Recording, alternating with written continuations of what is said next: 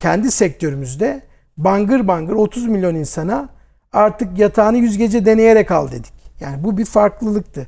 Ve bunu çok iyi teknoloji altyapısıyla, çok iyi reklam stratejisiyle birleştirdik. Ve insanlara ulaştırdık. Tabii bunları yaparken bugüne kadarki işlerimizden edindiğimiz bir sermayemiz de vardı. Şöyle olmadı.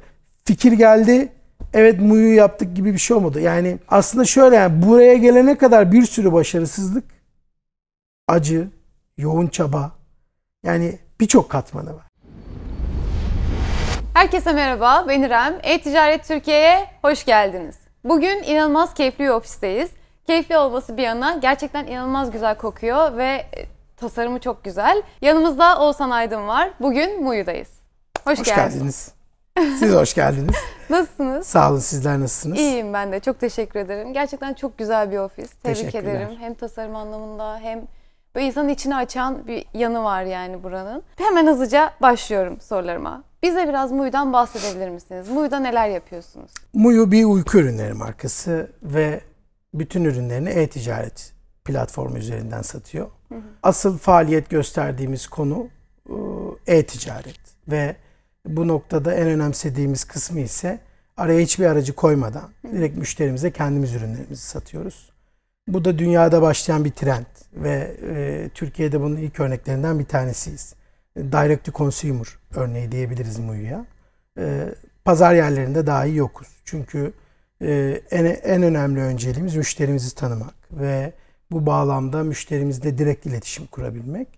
Ve Muyu yaklaşık 21-22 aydır e-ticaret sitesi üzerinden faaliyet gösteriyor. Ve sadece kendi e-ticaret sitemiz üzerinden satıyoruz ürünlerimiz dediğim gibi. Ürünümüz yatağımız ama Muyu bir uyku ürünleri markası. Yan ürünleri de var. Yastık, yorgan, nevresim takımı gibi ürünler. Asıl üzerinde durduğumuz yetişkin yatağı dediğimiz kategori. Ve bu kategoride 2 modelimiz var. Şu an için ilk etapta ilk modelle çıktık. Muyu Original ve Muyu One dediğimiz 2 farklı yatağımız var. Burada yaptığımız model aslında insanların kafa karışıklığına da belli oranda son vermek, seçenekleri azaltmak ve bu seçeneklerle birlikte kişilerin ideal seviyede yatabileceği en iyi yatağı onlara sunmak. Tabii ki sonraki sorularda buna geleceğiz muhtemelen ama en önemli pazarlama argümanlarımızdan bir tanesi insanlara 100 gece deneme süresi veriyoruz ve evde deneme süresi veriyoruz. 99. gün ürünü iade etmek istiyorum dediğinde hiçbir zorluk çıkarmadan ürünlerini iade edebiliyorlar. Bu arada tam da aslında ben de bu soruyu soracaktım. Gerçekten benim de çok dikkatimi çekti çünkü 100 gece deneme süresinin olması. İnsanların da böyle şaşırdığını düşünüyorum buna. Bu stratejiye nasıl karar verdiniz? Dönüşleri nasıl oldu? Aslında yani bu dünyada başlayan bir akımdı. Amerika'da bunun farklı örnekleri var. Biz de bunu Türkiye'de belli bir disiplin içerisinde yapan ilk firmayız. Biz bir yatak firması değildik. Aslında bizim asıl yaptığımız şey iyi üretilmiş bir ürünü müşteriye doğru bir şekilde pazarlamak. Bizim düşüncemize göre artık bundan sonra yatak gidip bir showroom'da 5 dakika üzerine uzanılarak, dokunularak alınması gereken bir şey değil. Yani yatak dediğiniz 2 kişinin karar verdiği ve 2 kişiye göre farklılık gösteren eşya diyelim ev içerisinde ve en önemli eşyalardan bir tanesi. Hayatınızın 1/3'ünü yatakta geçiriyorsunuz. Türkiye'de yani yatak değiştirme ortalaması 8 yılın üzerinde. Bu Amerika'da 3,5 yıllara kadar düşüyor. Ve bu bağlamda çok yani evinizde yatağınız varsa tekrar alma düşüncesi zor bir karar. Evet. Yani düşünüyorum şu an evet ben biz o kararı biraz hızlandırmak istiyoruz. Ve bu sebeple de müşteriye cazip gelebilecek en önemli konulardan bir tanesi şu. Evet ben bu yatağı alırım, 100 gece denerim, memnun kalmasam iade edebilirim. Ve tabii ki burada en önemli konu şu. Yani 100 gece içerisindeki iadede herhangi bir zorluk yaşar mıyım? İade kesintisi olur mu? Lojistik masrafını tekrar öder miyim? Şimdi tabii burada biz bazı zorluklar yaşıyoruz. Türkiye ticaret anlayışında. Biz bunu kesintisiz olarak iade yapıyoruz. Ama bunu bazen müşterilerimize ikna etmek, inandırmak zor olabiliyor. Evet. Özellikle internetten Muyu yatak fiyatlamasında bir ürün aldığınız zaman tekrar o paranın 100 gece sonunda iade edilebileceğine inanmak biraz zor. Biz de tabii ki bütün stratejimizi bunun üzerine kurduk. Yani biz müşterilerimize şunu diyoruz. Evet, biz bir yatak yaptık. Bu yatak iyi bir yatak. İyi malzemelerle üretildi. Ama konfor dediğimiz şey çok kişisel bir şey. Ve alışkanlıkların terk edilmesi. Bu konularda biz bir yatağa 60 gün, 60-70 gün aralığında minimum denenmesi gerektiğini düşünüyoruz. Ve bu alışkanlıkların o süre içerisinde kazanılabileceğini düşünüyoruz. Yani bizim şöyle müşteri profillerimiz var. Yatağı alıyor. 20. günde diyor ki ben bu yatağa alışamadım. Bizde minimum 60 gün deneme koşulu var. Biz 60 günü tamamlamasını müşterimizden rica ediyoruz. Ve 60 günü tamamladıktan sonra da müşteri gerçekten evet şu an yatağıma alıştım. Ve çok daha konforlu uyanıyorum. Konforlu uyuyorum. Kesintisiz uyuyorum. Yani gerçekten derin uykuya dalabiliyorum.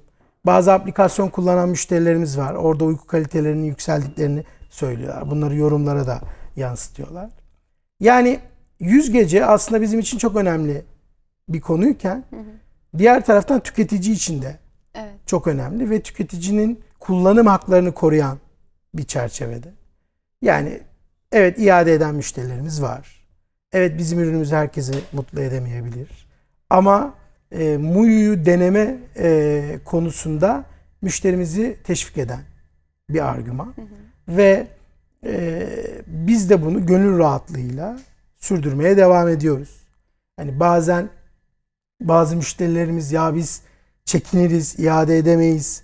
İşte bunu nasıl iade edeceğiz? Yani Türk insanında da böyle bir şey var. Yani Türkiye coğrafyasında hani kullandık şimdi nasıl iade edeceğiz gibi. Yani biz müşterilerimize burada yani bu bizim şirket politikamız. Burada hani çekinip sıkılacak hiçbir şey yok. Memnun değilseniz sebep bile belirtmeksizin. Yani ben bu yatağı iade etmek istiyorum dediği zaman müşterilerimiz iade ediyor. Ve tabii ki şu ana kadar bu konuyla ilgili en ufak sıkıntı yaşayan bir tane bile müşterimiz yok. Bu da bizim için önemli ki yani MUYU internette ciddi erişimi olan bir marka. Yani şöyle özetleyecek olursak biz ürünümüzü bu vaadimizle satıyoruz. Ve bu vaadimizin %100 arkasındayız. Bu vaadimiz müşterimizi koruyan, tüketiciyi koruyan çok önemli bir konu. Aynı zamanda yatak gibi bir ürünü almada da çok motive edici bir şey. Evet. Yani onu diyecektim aslında tam. Zaten uyku ürünlerini hatta yatağı e-ticaretle, online alışverişle almak bile böyle halkta çok yavaş yavaş yerleşiyorken bir de iade etmek, 100 gün deneme süresinin olması, 99. gün bile kesintisiz iade edebiliyor olmak gerçekten yani şöyle biz ürünümüzü gönderiyoruz. Müşterimiz kullanıyor. İade sürecinde tekrar lojistik firmamızı gönderiyoruz. Ürünü müşterimizden alıyor. Bir hafta içerisinde de parası kesintisiz olarak hangi ödeme yöntemiyle ürünü aldıysa o ödeme yöntemiyle kendisine geri iade ediliyor. Peki biraz da şeyden bahsedebilir miyiz? Uyku ürünlerini online satışla pazarlamak, işte ne bileyim insanların online olarak yatak alabilmesi nasıl bir şey? Yani MUYU'da işler nasıl gidiyor tam bu noktada? Aslında tam da yaptığımız bizim bu. Yani biz bütün ticari stratejimizi pazarlama ana omurgası üzerine inşa ediyoruz. Yani biz aslında MUYU markasını satıyoruz. Evet, ürün iyi bir ürün. Ama insanlar MUYU'ya sahip olmak istiyorlar. Ve biz bunu 22 aylık süre içerisinde mikro ölçekte başardık. Evine gelen yatağı Instagram'a neden çekip paylaşsınlar? Evet, burada işte tam o bizim yapmak istediğimiz şeyi yapabildiğimizi gösteriyor. Asıl gayemiz yatak satmak değil. Müşteriyle iletişim kurmak. Aslında yani yatak almayacak kişiyle de iletişim kuruyoruz. Çünkü yatak konusu geçtiğinde MUYU'dan bahsetmelerini istiyoruz. Evet. Ve bu farkındalığı da biraz böyle oluşturduk. Şirketi kurduğumuzda etiketlerin arkasına yazdırmıştık. Tutkuyla yapılmıştır diye. Aslında yoğun bir ticari kaygıyla girdiğimiz bir iş değildi. Yıllardır kendi profesyonel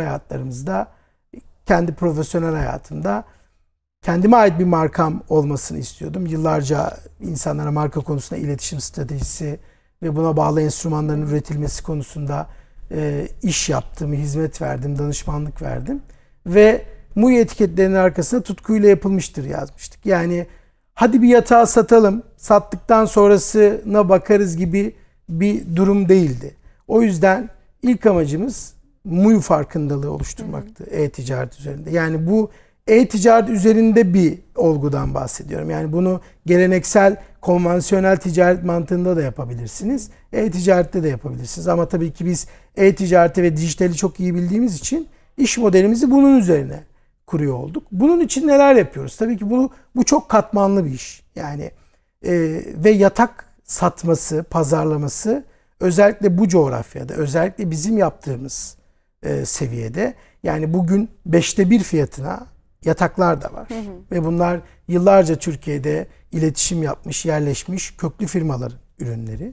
Ve Muyu bu noktada iyi bir ürün olmasıyla birlikte bu coğrafya için, memleket için biraz daha üstte kalan bir ürün.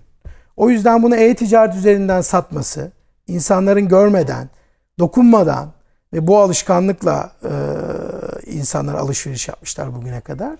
O yüzden çok zor bir şeyimiz var, hedefimiz var. Ve biz de tabii ki her gün bunun için mücadele ediyoruz. Ve bunun için e-ticarette kullanılması gereken bütün enstrümanları kullanıyoruz. Ve zaten en güçlü kasımız buramız. Yani biz bu noktada işte web sitesi nasıl olmalı, nasıl bir reklam stratejisi olmalı, reklamın düştüğü sayfa, oradaki süreçlerin optimize edilmesi, bunların analiz edilmesi ve takip edilmesi. En önemlisi, yani günümüzün de trend lafı işte big data, datanın yorumlanması. Biz bu noktada elimizde sahip olduğumuz veriyi çok iyi yorumluyoruz. Satmak istediğimiz kitleyi çok iyi tanımaya çalışıyoruz. Ve bütün stratejilerimizi bunun üzerine geliştiriyoruz. Ve burada da marka bilinirliği elde ederken aynı zamanda ticari bir kazanç da elde ediyoruz. Yani ticari kazanç dediğimiz şirket içi bilgisi, marka bilinirliğini siz bile hissedebiliyorsunuz. Yani Muyu bugün yaklaşık işte Facebook Network'te, Instagram Network'te 30 milyon kişiye yakın kişiye dokunduk. Yani bu insanlar bir yerden Muyu'yu gördüler ve bunu yüksek frekanslarda yaptık. Şu anda Muyu müşterisi olmasa da birilerinin aklında yatak denilince Muyu canlanıyor. Ve sempatik ve samimi de bir tarafımız var. Önceden yani insanlar şirketleşmeye çalışırdı. Şimdi şirketler insanlaşmaya çalışıyor. Biz de biraz onun o insani tarafındayız. Yani Muyu konuşulabilecek bir marka. Yani Muyu Instagram'dan bir müşterisine cevap verir. Bunun illa bir kalıbı olması gerekmiyor. O yüzden diyorum, yani e-ticaret sitesi midir? Genel mantıkla baktığımız zaman evet, e-ticaret bir pazarlama enstrümanı ama e-ticaretle birlikte birçok katmanlı yapılacak iş var. Yani ürünün üretmesinden, lojistiğinden, operasyonundan, işte satış, pazarlama stratejisi, satış sonrası ki bu bizim en önemsediğimiz şey, satış sonrası. Yani ya biz bugün kendimizi başarılı bir küme içerisine koyuyorsak bugün elde ettiğimiz sonuçların en önemli kısmı müşteri memnuniyeti. En önemli katmanı arada hiçbir aracının olmaması. Yani biz pazar yerlerinde bile ürünümüzü satmıyoruz. Ki satabiliriz. Belki daha fazla satış yapabiliriz. Yani biz Muyu alan kişilerin bizim müşterimiz olmasını istiyoruz. Müşterimizi tanımak istiyoruz. Aslında Muyu ile müşteri arasında bir bağ kurup, yani müşteri gerçekten Muyu'nun içindeymiş gibi hissetmesini yani burada şunu diyebiliriz. Yani biz deneyim satıyoruz zaten. Yani o yüzden deneyim satarken bu iletişimi kopartacak hiçbir aracıyı araya koymak istemiyoruz. Bu dışarıda geleneksel yöntemle satan bir bayi de olabilir. Türkiye'nin en bilindik pazar yeri web siteleri de olabilir. Çünkü burada Muyu müşterisi olmasını istiyoruz. Yani doğum gününde ona dokunmak istiyoruz. Belki dönemsel bazı jestler yapmak istiyoruz. Bize kolay ulaşabilmesini istiyoruz. Yani Muyu, yani bu arada tabii ki hikayeye geri döneceğim. İlk 2000 çağrıyı ben cevapladım Muyu'da. Ve o yüzden Muyu müşterilerini çok iyi biliyorum. Ve ilk adımını ben attım aslında. Yani Muyu çok küçük bir ekipti baktığımız zaman. Ve o noktada bu biraz da şirket kültürü haline geldi. Yani birisi birine bir Muyu yatak satarsa şirket içerisinde son aşamasına kadar o kişiyle müşterimiz iletişim halinde olabilir. Bunlar yani ben stratejik olarak anlatıyorum ama e-ticaret için çok önemli konular. Tabii ki bunu işte 100 çeşit ürün sattığınız bir mağazada yapamayabilirsiniz. Yani aslında temelde böyle müşteri deneyimi gerçekten Muyu için çok önemli. Ve hani o ilk 2000 çağrıyı sizin cevaplamanız ve şu an bütün müşterileri tanıyor olmanız. Müşterilerin Muyu'dan sipariş vermeden önce, verdikten sonra o verme aşamasında bütün süreçlere hakim olmanız çok önemli. Yani e-ticaret yapan veya yapmak isteyen kişilerin bence temelde ya bu zaten yapılır dediği ama sonra atladığı en önemli konulardan bir tanesi müşteri deneyimi bence de. Son olarak bir de şundan bahsetmek istiyorum. Aslında sattığınız ürün hiç değişmiyor. Kaktüs bile satsanız durum aynı dediniz ya. Şimdi e-ticarete başlamak isteyen ama gözü korkan kişiler var aramızda. Bize de yazıyorlar. İnternette de görüyoruz. Evet. Başlamak isteyen kişilere ne gibi tavsiyeler verebiliriz? E-ticaret nasıl bir dünya ve orada nasıl var olmalılar sizce? Evet, yani tabii şimdi bu çok genel cevaplanması zor ve genel bir soru ama ya bir kere işi ne için yaptıklarını sorgulamaları gerekiyor. Yani gerçekten az önce söylediğim gibi yani biz bu işi ya bizim iyi bir markamız olsun. Biz bir farkındalık oluşturalım. Ve insanlar bu konuda konu geçtiğinde bizden bahsetsinler. Buradaki tatmin bizim için birinci öncelikti. Ve bunu tutkuyla birleştirdik. Ve işe öyle başladık.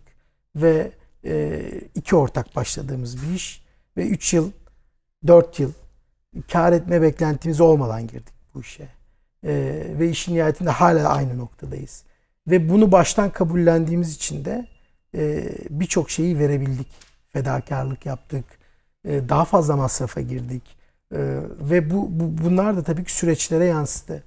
Yani bence öncelikle ne yapılması, ne yapmak istediğine karar vermesi lazım. Yani sadece ben al sat mı yapacağım? Yani hani bu şimdi dediğim gibi yani bu e-ticaret dediğimiz şey aslında ticaret. Yani binlerce yıldır yapılan şey. Sadece e kısmı buna yeni bir ortam ve yeni enstrümanlar sunuyor. Yani bugün dışarıda açılan dükkanla açılan web sitesi arasında aslında pek bir fark yok. Ama teknolojinin bize getirmiş olduğu bazı imkanlar var. Daha hızlı büyütebilirsiniz. Daha fazla insanlara ulaşabilirsiniz.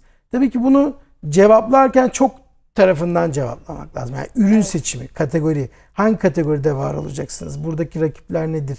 İşte siz nasıl bir fark yapacaksınız? Yani biz kendi sektörümüzde bangır bangır 30 milyon insana artık yatağını 100 gece deneyerek al dedik. Yani bu bir farklılıktı.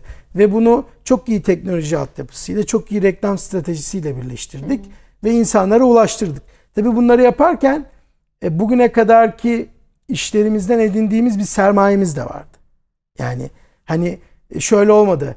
Fikir geldi, evet Muyu yaptık gibi bir şey olmadı. Yani aslında şöyle yani buraya gelene kadar bir sürü başarısızlık, acı, yoğun çaba.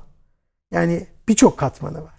Ve sonuç itibariyle çok iyi bir fikriniz de olsa hayata geçirmek için iyi dostlarınız olması gerekiyor. Elinizde sermaye olması gerekiyor. İyi ortağınız olması gerekiyor.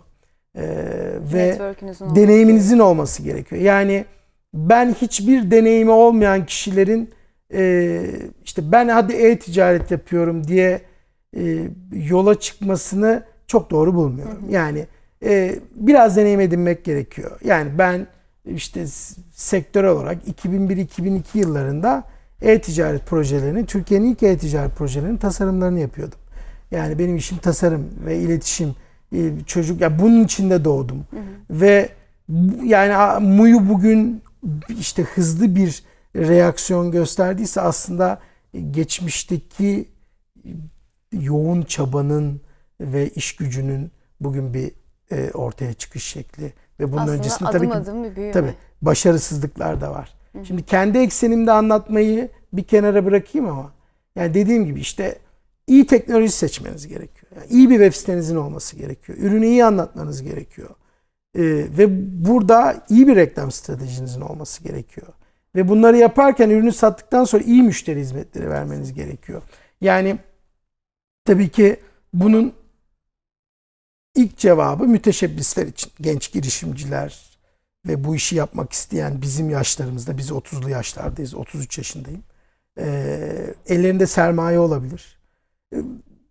Ve bu işe girmek istiyor olabilirler. Ama ben Yani benim kendi tarzım olduğu için ben hayatta bütün işleri böyle yaptım. Keyif alıyorsam işin içerisinde devam ettim. Ve bu çerçeveden cevap verebilirim. Yani gerçekten sadece ticari kaygıyla belki de ya biraz da işin içinde tutku. Kesinlikle. Yani çünkü bu işin derinliğine girmenizi sağlıyor. İşin derinliğine girdiğiniz zaman yıllardır yapılan hataları fark ediyorsunuz. Yani yine biraz kendi sektörüm özelinde konuşuyor olacağım. Yani bugün ben koltuk da satabilirdim, lamba da satabilirdim, halı da satabilirdim. Evet. Yani ama buna karar verirken o benim tutkum olması gerekiyordu. Kesinlikle. Burada o tılsımı yakaladık ve bu iş bizim tutkumuz oldu. Araştırdık, detayına indik, düzelttik bazı şeyleri ve bunu bugüne kadarki deneyimimizle birleştirdik. Yani girmek isteyen kişiler bence bu noktada iyi araştırma yapsınlar ve gerçekten yapmak istedikleri işin e-ticaretini yapsınlar. Yani sadece ürün satmak değil dediğimiz e-ticaret evet. Biz de dediğimiz onu sürekli vurguluyoruz. Yani sadece ticari bir kaygıyla yola çıkmak değil.